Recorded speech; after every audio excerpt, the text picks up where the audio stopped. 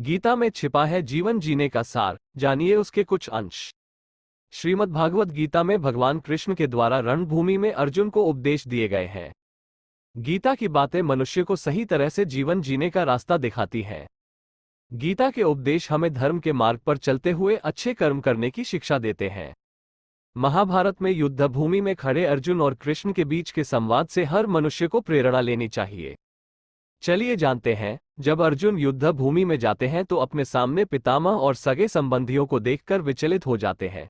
तब भगवान श्री कृष्ण उन्हें सही ज्ञान देते हैं। श्री कृष्ण अर्जुन को उपदेश देते हुए कहते हैं कि हे पार्थ, ये युद्ध धर्म और अधर्म के मध्य है, इसलिए अपने शस्त्र उठाओ और धर्म की स्थापना करो।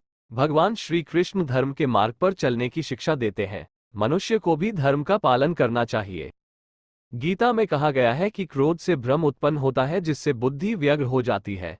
भ्रमित मनुष्य अपने मार्ग से भटक जाता है।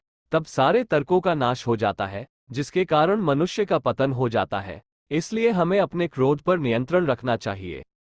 गीता में भगवान श्री कृष्ण ने कहा है कि मनुष्य को उसके द्वारा किए गए कर्मों के अनुसार ही फल प्राप्त होता है।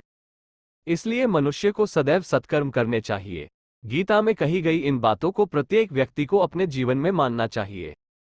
भगवान श्री कृष्ण कहते हैं कि आत्म मंथन करके स्वयं को पहचानो, क्योंकि जब स्वयं को पहचानोगे तभी क्षमता का आंकलन कर पाओगे। ज्ञान रूपी तलवार से अज्ञान को काटकर अलग कर देना चाहिए। जब व्यक्ति अपनी क्षमता का आंकलन कर लेता है तभी उसका उद्धार हो पाता है। भगवान श्री कृष्ण कहते हैं कि मृत्यु एक अटल सत्य है, किंतु केवल ये शरीर नश्वर है। आत्मा अजर अमर है। आत्मा को कोई काट नहीं सकता, अग्नि जला नहीं सकती और पानी गीला नहीं कर सकता। जिस प्रकार से एक वस्त्र बदलकर दूसरे वस्त्र धारण किए जाते हैं, उसी प्रकार आत्मा एक शरीर का त्याग करके दूसरे जीव में प्रवेश करती है।